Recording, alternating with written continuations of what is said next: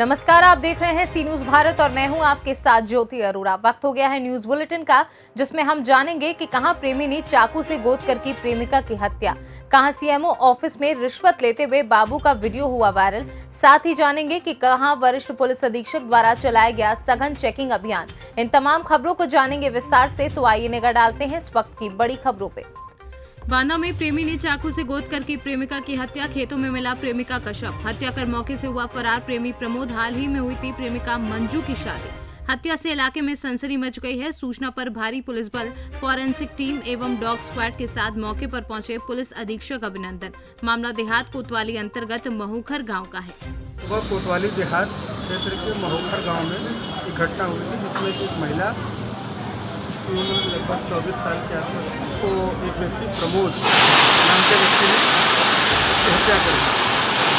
हत्या का कारण प्रेम प्रसंग बताया जा रहा था। उस वजह उसकी शादी हो गई थी, उस वजह से ये व्यक्ति नाराज़ था, इस कारण उसने ये घटना की। जैसे ही इस घटना का हम लोग को पता चला, सभी अधिकारीगण हम लोग यहाँ वहाँ मौके पर पहुँचे और तत्काल कई टीमों का गठन करके हम लोगों ने उसकी गिरफ्तारी का प्रयास किया। थोड़ी देर बाद चारों तरफ से अपने आप को घिरा हुआ देखकर उसने पुलिस पर फायर किया। जवाबी कार्रवाई में पुलिस ने भी फायर किया, जिससे उसके पैर में गोली लगी है।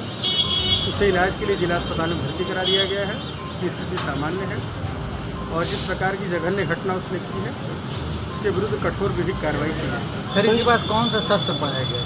देखिए, इसने चाकू से बेसिकली चाकू से हत्या की, लेकिन इसने तमंचे का भी इस्तेमाल किया था और आला कत्ल जो है उनसे हम लोगों ने बरामद कर लिया है और आगे की जो कार्रवाई है वो की जाएगी। सर, ये मुठभेड़ कहाँ पर हुई है? ये विश्वविद्यालय क्षेत्र में हुई है। बांदा से सी न्यूज संवाददाता कासिद अली सिद्दीकी की रिपोर्ट। इटावा में सीएमओ ऑफिस इटावा में रिश्वत लेते हुए बाबू का वीडियो हुआ वायरल। सीएमओ कार्यालय के बाबू ने किसी काम के एवज में ली हजारों रुपए की रिश्वत। सूत्रों से मिली जानकारी के अनुसार बाबू का नाम मुकेश अग्रवाल है, जो इटावा सीएमओ कार्यालय में तैनात है। मुकेश अग्रवाल का कहना है कि खुलेआम टेबल के ऊपर से रिश्वत लेता हूं, मेरा कोई कुछ नहीं बिगाड़ सकता, ये कहते हुए वह लोगों को धमकाते हुए नजर आ रहे हैं। अब देखना यह है कि मुख्यमंत्री उत्तर प्रदेश सरकार द्वारा इतने कड़े निर्देश के बावजूद भी अधिकारी और कर्मचारी खुलेआम रिश्वत ले रहे हैं, उन पर क्या कार्यवाही करती है सरकार और प्रशासन। इटावा से सी न्यूज संवाददाता नितेश यादव की रिपोर्ट। देश के प्रधानमंत्री के आगमन को लेकर जालौन झांसी बॉर्डर पर वरिष्ठ पुलिस अधीक्षक द्वारा चलाया गया सघन चेकिंग अभियान। जिला झांसी के मूड तहसील के थाना पूंछ क्षेत्र में आने वाला जालौन झांसी बॉर्डर पर गुरुवार के दिन सुरक्षा दृष्टि के अंतर्गत वरिष्ठ पुलिस अधीक्षक झांसी शिवहरी मीना की उपस्थिति में सघन चेकिंग अभियान चलाया गया, जिसमें बिना भेदभाव के सामान्य व्यक्तियों एवं पार्टी के पदाधिकारियों व अधिकारियों की गाड़ी की भी चेकिंग की गई। चेकिंग अभियान में पुलिस अधीक्षक ग्रामीण, उप जिलाधिकारी मोड, क्षेत्राधिकारी मोड व सर्किल के समस्त थाने का पुलिस बल मौजूद रहा। हमारे नज़दीक के जनपद जालौन में माननीय पीएम साहब का 2 दिन उपरांत विजिट है। उसी को लेके झांसी जनपद के पुलिस प्रशासन के अधिकारी निरंतर सारे बॉर्डरों को सील करके चेकिंग फ्रिस्किंग कर रहे हैं। आज उसी के तहत हमारे द्वारा एडिशनल एसपी साहब, सीओ साहब, एडीएम साहब, एसडीएम साहब और लगभग 8 से 10 थानों की फोर्स के साथ में चेकिंग फ्रिस्किंग हो रही है, जिसमें हर आने जाने वाले वाहन को बिना किसी भेदभाव के चेक किया जा रहा है। बिना चेकिंग के कोई भी वाहन ना तो हमारे जनपद में प्रवेश कर पा रहा है, ना ही हमारे जनपद से जालौन की तरफ जा पा रहा है। माननीय गण के वाहन हैं, उनको भी अनुरोध करके हम लोग चेक कर रहे हैं। बाकी अन्य जितने भी व्हीकल हैं उन सबको चेक कर रहे हैं। संदिग्ध व्यक्ति वाहनों की चेकिंग कंटिन्यू अगले 48 घंटे तक लागू रहेगी। तो निश्चित रूप से जो सुरक्षा की व्यवस्था है वो चाक चौबंद झांसी का पुलिस प्रशासन कर रहा है। झांसी से सी न्यूज संवाददाता शुभम त्रिपाठी की रिपोर्ट। कन्नौज सदर कोतवाली क्षेत्र के सारोतोप में गांव में देर रात पुरानी रंजिश को लेकर लाठी और पत्थर चले, जिससे एक अधेड़ घायल हो गया। परिजनों से जिला अस्पताल लेकर पहुंचे, लेकिन डॉक्टरों ने मृत घोषित कर दिया। परिजनों ने बताया कि मृतक खलील से पहले भी कई बार मारपीट हो चुकी है। 6 लोगों पर हत्या का आरोप लगाया गया है।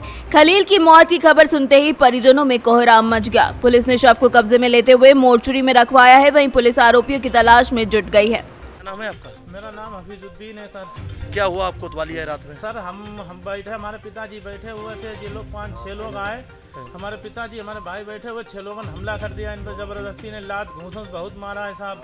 हम बचाने लगे, हमको भी मारा साहब, बहुत मारा इन लोगों ने, जानी मार दिया, दाब दूब के मारा। जिसमें फुरकान मैं नहीं, उसने तो पहले बहुत सबसे पहले मारने वाला वही है। जो खत्म हुए उनका नाम क्या था? खलील खां है साहब। उसमें बहुत कहाँ के रहने वाले हैं? सारों तोप के हैं। किन लोग मारपीट की है? फुरकान है, रिजवान है और शानू है और बासित है और तालिब है, निहाल 6 लोग हैं। ये सब लोग गांव के हैं क्या? हाँ, पारिवारिक लोग परिवार हैं? नहीं, हमारे दूसरी तरफ के उधर के ये लोग, हम लोग बैठे हुए मारने लगे आए। हमारे पिताजी को दाब दाब के मार डाला इन लोगों को। तो प्रज्ञापति कन्नौज से सी न्यूज संवाददाता सीबू की रिपोर्ट।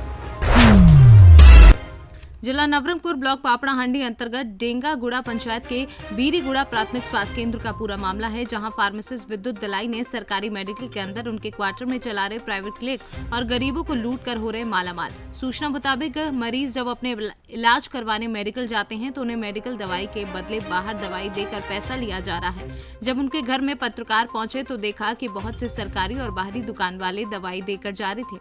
ये देख फार्मासिस्ट के घर वाले कहते हैं कि उनके परिवार के सदस्य लोग आते रहते हैं, इसलिए दवाई परिजनों के लिए है, पर स्थानीय लोग पैसे लेकर इलाज करने का अभियोग किए हैं। पर इसकी खबर बारीगुड़ी मेडिकल इंचार्ज के पास नहीं होने का वे दावा कर रहे हैं। फिर मेडिकल इंचार्ज प्रियो रंजन बहाली का कहना है कि नियम विरोध कार्य अगर कोई करता है तो उनके ऊपर कार्यवाही करेंगे। आपण चाकरी आपण दरमा पाउछन तो तापर आपण प्राइवेट रो मेडिसिन आनी की तो आपण ना ना से आपण कैंपस ना बड़ भाई आपण बोला कइले आपण से होलिया मु सेती तो इनकम करथि न मु भंगा गाड़ी धरि के करंती पाइ ना जानचंदी मो परिस्थिति को हमें बिजनेस वाला नहीं क्या नहीं की सीबीआई। उड़ीसा से सीनू संवाददाता मोहम्मद गुफरान की रिपोर्ट। देवका नगर में 15 जुलाई को दीक्षार्थी बहन सिद्धि जैन का वरघोड़ा एवं अभिनंदन समारोह जुलूस में नगर सहित क्षेत्र के लोग शामिल हुए। वहीं दीक्षार्थी बहन का वरघोड़ा देवघर जैन भवन से भव्य शोभा यात्रा निकाली गई, जो गांधी चौक, महामाया चौक, महावीर चौक से विमलनाथ जैन मंदिर पहुंचे। धमत्री निवासी किशोर ललिता जैन की छोटी बेटी 25 वर्षीय सिद्धि नाहर ने अपनी पूरी जिंदगी समाज के उत्थान, समाज के हित के लिए त्याग करने का फैसला लिया, जिसके लिए वो अपने गुरुवार श्री राम जी से अनुमति ली। बेमेतरा से सीनू संवाददाता संजू जैन की रिपोर्ट। जौनपुर जिला अंतर्गत शाहगंज के सरपताहा थाना क्षेत्र में बीते 10 जुलाई को हुए गैंगरेप के मामले में पुलिस ने 3 आरोपियों को गिरफ्तार कर लिया है। बीती रात हुई मुठभेड़ में एक आरोपी गोली लगने से घायल हो गया, उसे बीएचयू ट्रामा सेंटर में रेफर किया गया। मुठभेड़ में एक हेड कांस्टेबल को भी गोली लगी, जिनका इलाज जिला अस्पताल में जारी है। जौनपुर से सीनू संवाददाता दिवाकर मिश्रा के साथ दीपक सिंह की रिपोर्ट। रेलवे प्रशासन की ओर से बैरिकेडिंग कर ग्रामीणों पर रास्ता रोके जाने के खिलाफ ग्रामीण मुक्ति मंच द्वारा टोरी जंक्शन स्टेशन पर विशाल प्रदर्शन व सभा किया गया। सभा की अध्यक्षता चंदवा पश्चिमी जिला परिषद सदस्य सरोज देवी ने की। वहीं मंच का संचालन माकपा नेता से कामता पंचायत समिति सदस्य अयूब खान कर रहे थे। रेल का परिचालन कराया जाए और सड़क का निर्माण है और गोदा में स्टेशन का निर्माण कराया जाए। अब गोदा में जो स्टेशन बनना था वो गद्दार में बन गया है, उसकी जांच कर और उसमें जो भी पदाधिकारी शामिल हैं तो उसको उस पर कार्रवाई की जाए। इसको लेकर हम लोगों को आज यहाँ प्रदर्शन सभा और रेल का जानकारी मिली। जी, आज का हमारा जो यह कार्यक्रम था, यह पूर्व निर्धारित कार्यक्रम था। पिछले 6 मार्च को और 25 जून को हमने 2 बार केकराही अवस्थित रेलवे पोल, जहां रेलवे ने बैरिकेटिंग कर राज्य स्तरीय पथ का रास्ता रोका है और ग्रामीणों का आवागमन दूभर कर दिया है, जिससे वहां हमारा शादी ब्याह नहीं हो रहा है, कोई एम्बुलेंस नहीं जा रहा है, भारी परेशानी में हम हैं। और यह उपनिवेश की तरह हमारा कोयला लूट रहे हैं, परंतु हमें चारों तरफ चंदवा प्रखंड के और लातेहार जिले के इन्होंने रेलवे लाइन ले गए हैं कोयला लूटने के लिए, लेकिन आवागमन का रास्ता भी साथ ही इन्होंने ग्रामीणों का बंद कर दिया है, जो कि बिल्कुल असंवैधानिक है। यह ग्रामीणों के मानवाधिकार का उल्लंघन है और इसके खिलाफ हम 2 बार शांतिपूर्ण तरीके से धरना प्रदर्शन कर चुके हैं, परंतु कोई कार्रवाई जन विरोधी रेल प्रशासन ने अब तक नहीं किया है। इसी के खिलाफ आज हम रोकने का काम कर रहे हैं, जाने आने का रास्ता बंद कर दे रही है। इस पर आपका क्या कहना है?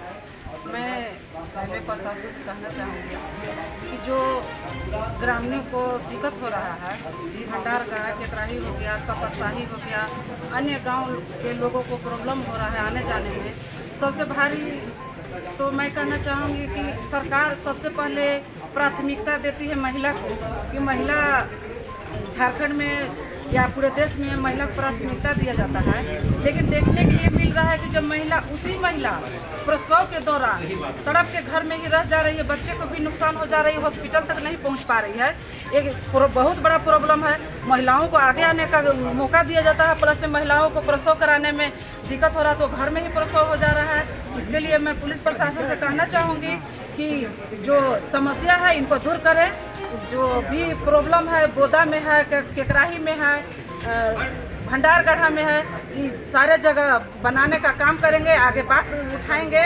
और हम लोग तो यहाँ रेलवे जाम करने की कोशिश कर रहे थे, लेकिन पुलिस प्रशासन ने हम लोग को रोक दिए हैं।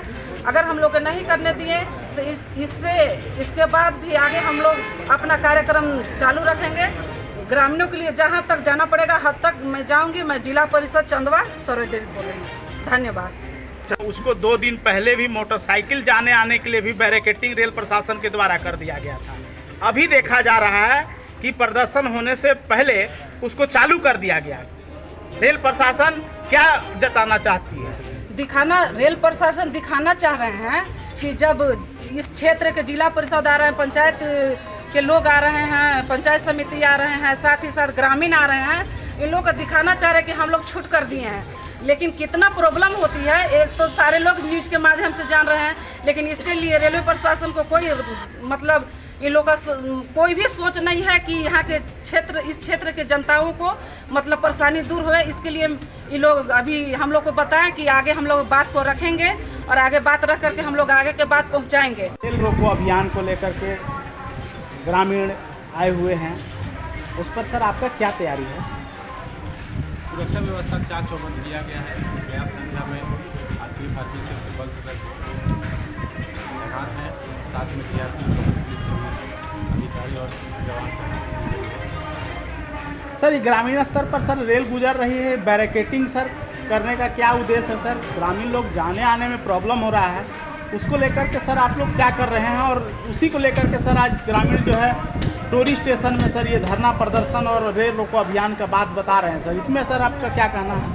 इस विषय में इन लोग की जो डिमांड है वो वरीय अधिकारियों के समक्ष भेजा गया है। पहले भी आज भी हम लोग इसे लेकर के डिमांड उनका वरीय अधिकारियों को भेजेंगे, जैसा उचित हम लोग सपोर्ट करेंगे।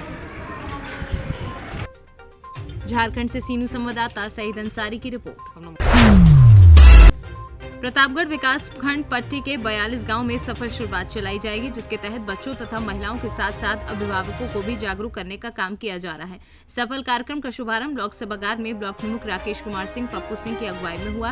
कार्यक्रम का शुभारंभ करते ब्लॉक राकेश कुमार सिंह ने कहा कि इस कार्यक्रम के तहत बच्चों का बीमारियों से बचाव तथा समय समय पर टीकाकरण तथा उचित पोषण 6 महीने तक स्तनपान करने के बारे में लोगों को जानकारी दी जाएगी। सर आपकी पट्टी विकास खंड में एक कार्यक्रम सफल शुरुआत चल रही है। ये कार्यक्रम किन बिंदुओं पर चल रहा है और किसके लिए चल रहा है और आपके विकास खंड में कहाँ कहाँ चल रहा है, इसके विषय में जानकारी उपलब्ध कराएं। सफल शुरुआत का कार्यक्रम हमारे विकास खंड पट्टी के अंतर्गत कई दिनों से चल रहे हैं जी, जिसमें पालन पोषण 0 से 2 साल जी, बच्चों के लिए बीमारी का बचाव जी, समय उचित पोषण जी, शुरुआती विकास से जुड़ी हुई गतिविधियाँ जी, पालन पोषण की शुरुआत जी, उसके अंतर्गत आप जो गांव-गांव में गोष्ठी की जा रही है जी, अच्छे पैमाने पर जी, तो हमारे ब्लॉक समन्वयक परित सिंह के द्वारा जी और जिला समन्वयक श्रीमती नीतू मिश्रा जी के द्वारा जी चलाई जा रही है जी, और समय समय पर हम लोग भी उसमें उपस्थित होकर जी समाज के उन बच्चों के विकास, सफाई, बीमारियों के बारे में हम लोग भी जुड़े हुए हैं। जी जी। अभी तक लगभग आपके विकास खंड में कितने गांव में ये कार्यक्रम चलाया गया होगा? लगभग ये हमारे गांव में कम से कम 62 ग्राम पंचायतें हैं जी, जिनमें 40-42 गांव तक लोग पहुंच चुके हैं। जी जी।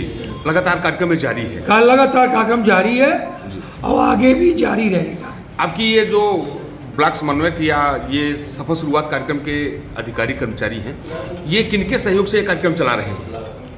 ये